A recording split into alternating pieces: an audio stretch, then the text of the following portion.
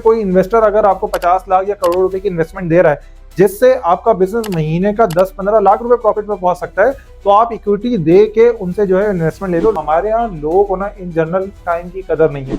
तो जो rich mindset के लोग होते हैं, सक्सेसफुल लोग होते हैं, वो ये सोचते हैं कि यार ये जो मेरा अमाउंट आ रहा है इसमें से पहले मैं इन्वेस्ट करूं और फिर जो बचा हुआ अमाउंट है उसको मैं अपने एक्सपेंसेस के लिए करूं। और इस तरह के लोग फिर आहिस्ता आहिस्ता बहुत तेजी से ग्रो हो रहे होते हैं। तो स्टॉक में मेरे पास अगर सैलरी जो आ रही है 30,000 रुपए आ रही है ना, तो यार मैं 1,000 रुपए ही इन्वेस्ट करना शुरू कर दूं। ये नहीं सोचते कि मेरी सैलरी जो है 5 लाख रुपए होगी तो मैं स्टॉक में इन्वेस्ट करूंगा। हमेशा याद रखें कि अगर आपने कंटिन्यूसली ग्रो करना है, कंटिन्यूसली जो है वो वेल्थ जनरेट करनी है, तो आपको कंटिन्यूसली पढ़ना पड़ेगा, कंटिन्यूसली जो है चीजों के ऊपर फोकस करना पड़ेगा।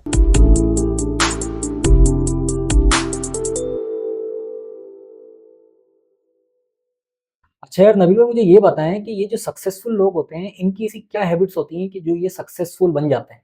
हम्म ये बहुत अच्छा सवाल है, खासतौर पे एग्जिट बेस में। और मैंने पूरी जो अपनी स्टार्टअप जर्नी है ना उसके अंदर मैं बहुत सारे सक्सेसफुल लोगों से मिला हूँ। इस तरह से मैंने बहुत सारी बुक्स पढ़ी हैं, जैसे रिच डैड पुअर डैड हो गई। फिर इसी तरह से एक और बुक है जो मैं बहुत ज्यादा रिकमेंड करता हूँ लोगों को, think and grow rich by Napoleon Hill. तो इन सारी चीजों को देख के जो मुझे रियलाइज हो रहा है, तकरीबन इससे तो बहुत सारी हैबिट्स होती हैं, लेकिन 15 इस तरह की हैबिट्स हैं जो लोगों में होनी चाहिए। सबसे पहली हैबिट है वो ये है फाइनेंशियल मैनेजमेंट। मतलब जो लोग सक्सेसफुल होते हैं ना, उन्हें फाइनेंशियल मैनेजमेंट बड़ी अच्छी तरीके से आती है। उन्हें पता होता है कि पैसे उन्होंने कहाँ पे खर्च करने हैं, कहाँ से बचाने हैं। वो सिर्फ ऐसा नहीं होता कि आज उनकी सैलरी फॉर एग्जाम्पल लाख रुपए, कल 2 लाख रुपए हुई तो उन्होंने अपने एक्सपेंसेस 2 लाख कर लिए। तो ये सबसे बड़ी स्किल है जो हमारे यहाँ स्कूलों के अंदर भी लोगों को नहीं पढ़ाई जा रही होती। दूसरा जो सबसे बड़ा स्किल है वो ये है कि वो अपने टाइम की बहुत ज्यादा कदर करते हैं। हमारे यहाँ अनफॉर्चुनेटली, जैसे आज भी एक स्टार्टअप था, उससे मुझे मेंटरशिप के लिए बोला कि 10 बजे सर आप मुझे टाइम दे दें। मैंने कहा ठीक है।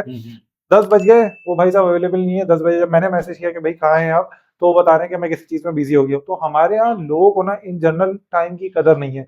लेकिन जो सक्सेसफुल लोग होंगे आप ये देखेंगे कि वो टाइम की बहुत ज्यादा कदर होती है। क्योंकि देखें, एक बार आपसे टाइम चला गया ना, वो टाइम वापस नहीं आ सकता। पैसा अगर चला गया तो पैसा वापस आ सकता है।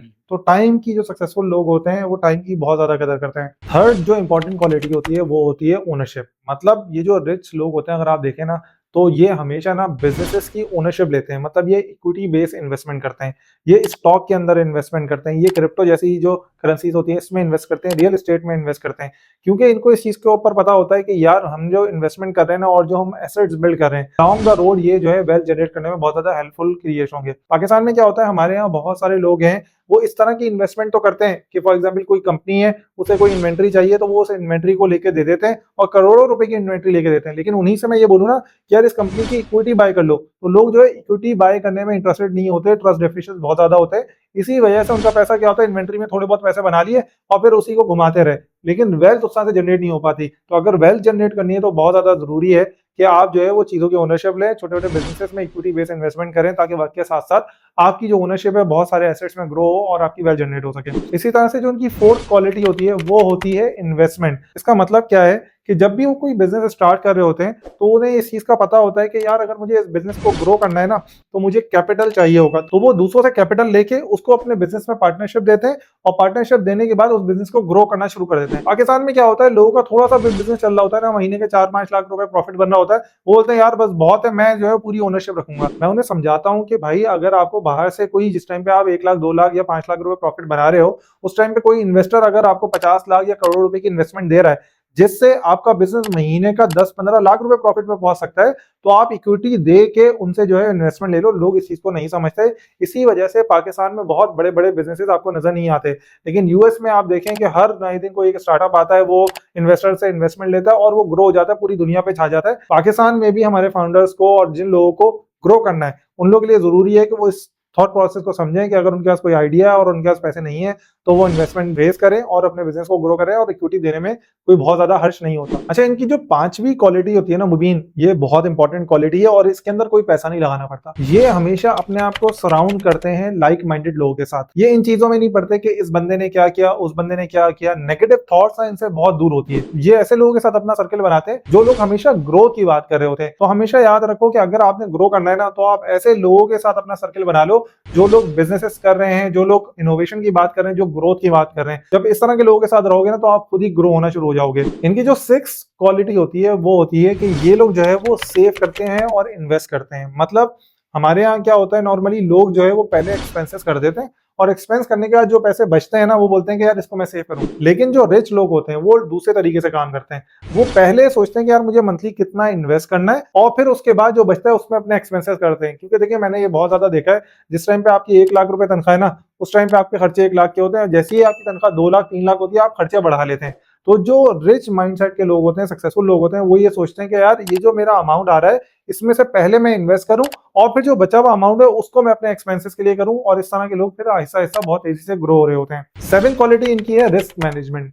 मतलब क्या होता है कि ये लोग रिस्क बहुत ज्यादा लेते हैं, रिस्क टेकर होते हैं। ये नहीं होता हर चीज में ये बहुत ज्यादा सोचते नहीं है कि यार मैं ये कर लूंगा तो ये हो जाएगा ये हो जाएगा, लेकिन इनका रिस्क भी कैलकुलेटेड होता है। ऐसा नहीं होता सिर्फ गैम्बल करना है। जैसे फॉर एग्जांपल आजकल लोग क्या कर रहे हैं, मैं देख रहा हूँ बहुत सारे लोग क्रिप्टो में बगैर उसे समझे सिर्फ और सिर्फ इन्वेस्टमेंट कर दे रहे हैं। तो जाहिर सी बात है, आप इस तरह से अगर रिस्क लोगे तो ये रिस्क नहीं है, ये बेवकूफी है, ये लालच है। हमारे यहाँ लोगों को समझना चाहिए कि उन्हें रिस्क लेना चाहिए, लेकिन कैलकुलेटेड रिस्क को सोच समझ के रिस्क लिया जाए। ऐसा नहीं हो कि बिल्कुल ही रिस्क ना लें, सिर्फ बैठे हुए हैं कि यार अगर मैंने इधर इन्वेस्ट किया तो डूब जाएंगे। भाई जब भी आप पैसे इन्वेस्ट करोगे कहीं पे भी तो उसमें डूबने के चांसेस होते हैं, पूरी दुनिया में ऐसा होता है। कभी भी कोई बंदा आपको ऐसा नहीं मिलेगा जिसने हमेशा हर बिजनेस में ही सक्सेसफुल हुआ हो। तो हमेशा होता है कि आप जो इन्वेस्टमेंट करते हैं उनमें से कुछ सक्सेसफुल होती है और कुछ जो है फेल हो जाती है। इनकी जो 8 क्वालिटी है ना, वो है प्रोएक्टिव होते हैं बहुत ज्यादा। ये प्रोएक्टिव का मतलब क्या है कि जब भी इन्हें कोई चीज करनी होती है ना, कि फॉर एग्जांपल अगर इन्होंने डिसाइड किया कि मैंने स्टॉक में इन्वेस्ट करना है, तो ये वेट नहीं करते कि यार अभी मैं इन्वेस्ट करूंगा, जब ये हो जाएगा तो मैं इन्वेस्ट करूंगा। वो ये सोचते हैं यार स्टॉक में इन्वेस्ट करना है ना, तो स्टॉक में मेरे पास अगर सैलरी जो आ रही है 30,000 रुपए आ रही है ना, तो यार मैं 1,000 रुपए ही इन्वेस्ट करना शुरू कर दूं। ये नहीं सोचते कि मेरी सैलरी जो है 5 लाख रुपए होगी तो मैं स्टॉक में इन्वेस्ट करूंगा। तो इसी तरह से इनके डिसीजन ना इस तरह के होते हैं, जो चीज ये सोचते हैं उसके ऊपर एक्शन फौरन लेते हैं सोच समझने के बाद। ये नहीं कि वो चीज को सिर्फ और सिर्फ प्रोक्रास्टिनेट करते रहे और डिले करते रहे। 9th इनकी जो क्वालिटी है, मेरे ख्याल से वो क्वालिटी तो हर बंदे में होनी चाहिए जो भी सोच रहा है कि उसे ग्रो करना है, उसे सक्सेसफुल बनना है, वो है स्किल ऑफ सेलिंग। मतलब ये लोग ना बहुत अच्छे होते हैं अपनी चीज को सेल करने में। इन्हें पता होता है कि सामने वाले को कन्विंस कैसे करना है और अपना जो प्रोडक्ट है सामने वाले को किस तरह से बेचना है। तो ये स्किल वक्त के साथ साथ प्रैक्टिस करके आ जाता है। अगर आप ग्रो करना चाह रहे हैं, जाहिर सी बात है अगर आपने ग्रो करना है, अपने वेल्थ जनरेट करनी है, तो बिजनेस भी करना पड़ेगा। तो बिजनेस में सबसे इंपॉर्टेंट चीज ये है कि आपने सेल कैसे करना है, अपनी जो है कन्विंसिंग स्किल किस तरह से बनानी है। तो ये चीज बहुत इंपॉर्टेंट है, ये चीज समझने की जरूरत है हमारे लोगों को। अच्छा, अब बात कर लेते हैं इनकी जो 10th क्वालिटी होती है ना। बहुत सारे लोग समझेंगे कि ये स्मार्ट बहुत होते हैं, लेकिन मैंने जो देखा है ना, वो ये देखा है कि जितने भी लोग सक्सेसफुल है ना, वो स्मार्ट से ज्यादा कंसिस्टेंट बहुत होते हैं। मतलब वो एक चीज अगर कर रहे हैं ना, तो वो सालों साल एक ही चीज को करते रहते हैं। बल्कि एक चीज मैंने देखी है, जो बहुत ज्यादा स्मार्ट लोग होते हैं ना, जो बहुत टेक्निकली साउंड होते हैं, आप उनमें देखेंगे वो एक चीज करते हैं, उससे बोर हो जाते हैं, फिर दूसरी चीज पे चले जाते हैं, फिर तीसरी चीज पे चले जाते हैं।